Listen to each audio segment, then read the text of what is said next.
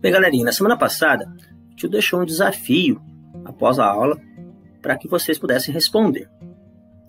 E agora eu vou fazer com vocês a correção desse desafio. Lembrando que é lógico, você não precisa escrever do mesmo jeitinho que o tio, né? O importante é que tenha o mesmo sentido. Na primeira pergunta, perguntou o que acontece se um jogador der cheque e o adversário não tiver como sair dessa ameaça.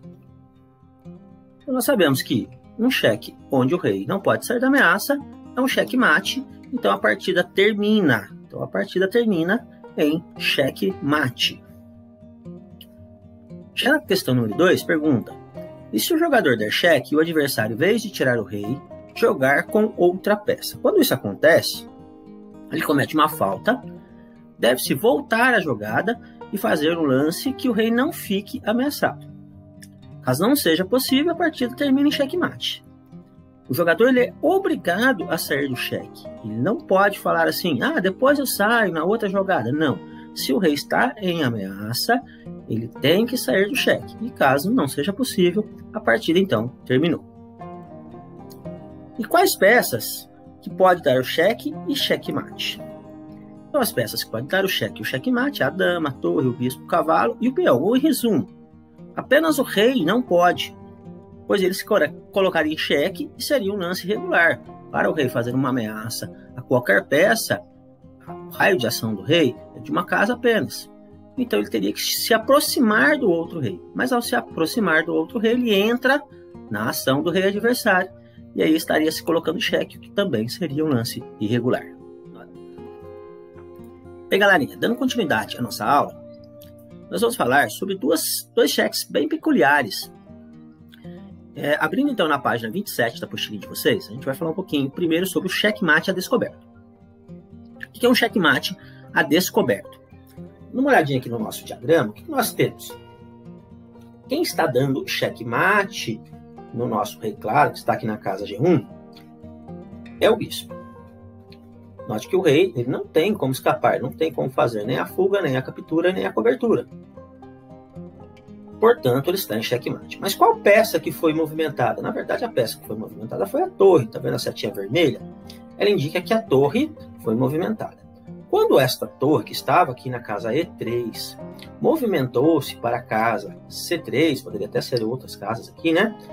Mas quando ele fez esse movimento, ele sai da frente do bispo, e aí não é a torre que foi movimentada que está dando cheque, mas sim o bispo. E como o rei não tem saída, é um checkmate. Então é a descoberto, por quê? Porque a torre estava cobrindo a ação do bispo, e ao ser movimentada, ela descobriu essa ação, fazendo então um checkmate a descoberto.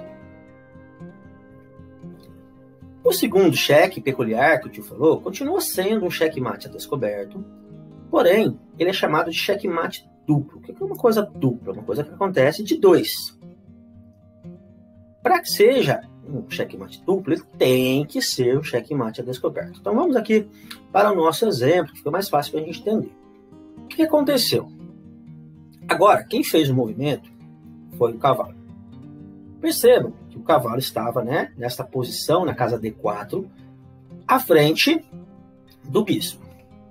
Quando ele fez o seu movimento indo para a casa E2, ele descobriu o bispo, portanto o bispo está atacando o rei, e ao mesmo tempo o próprio cavalo também faz a ameaça.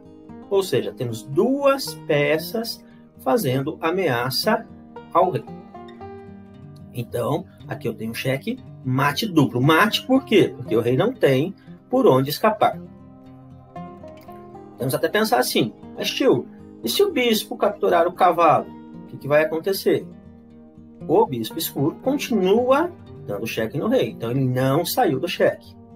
Não temos nenhuma peça para colocar à frente, não temos como fazer nem a captura, nem a fuga, nem a cobertura. Então, significa que foi um checkmate duplo.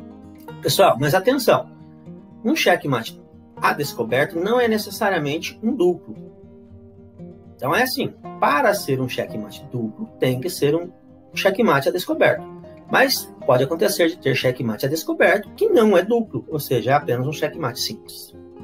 Outra coisa que as pessoas às vezes ficam pensando é que, será que o checkmate duplo ele vale mais que o checkmate comum? Não.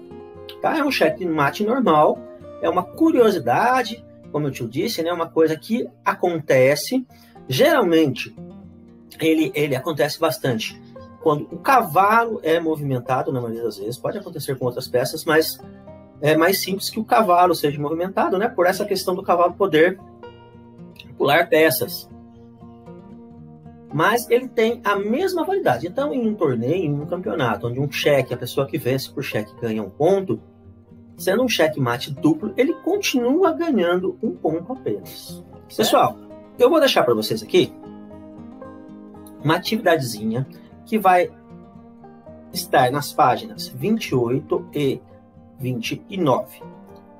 O que consiste esta atividade? Deixa eu te dar um zoomzinho aqui. O que acontece? Vocês vão indicar com as setas o lance que vai fazer o checkmate e escrever o nome da peça que faz ameaça ao rei. Então é o seguinte, aqui não está ainda em checkmate. Uma peça vai se movimentar. Quando ela mudar de casa, você tem que colocar ela numa posição em que ela fará um checkmate. Como que eu devo pensar, como que eu devo agir para fazer isso? É lógico que a gente vai ter que ir testando, né, com a nossa mente, pensando. Se eu movimento essa peça para cá, o que acontece? Se eu movimento essa casa para cá, o que acontece?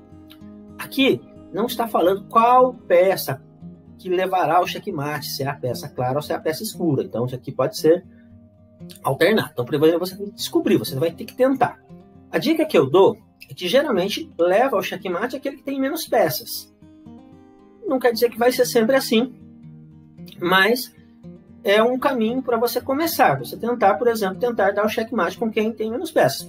Por exemplo, nesse primeiro caso, as peças claras não tem nem condição de dar checkmate porque ela só tem o rei. Eu não consigo fazer checkmate com apenas uma peça. Então, nesse caso, é lógico, terá que ser as peças escuras. Lógico que nos outros diagramas, pode ser que isso não ocorra. Tá? Aqui nós temos mais peças, tanto para as peças claras como para as peças escuras. Então, pode ser outras peças que vão levar o checkmate. Então, aqui você tem que dar uma observada também. E aí você vai movimentando, notando, né?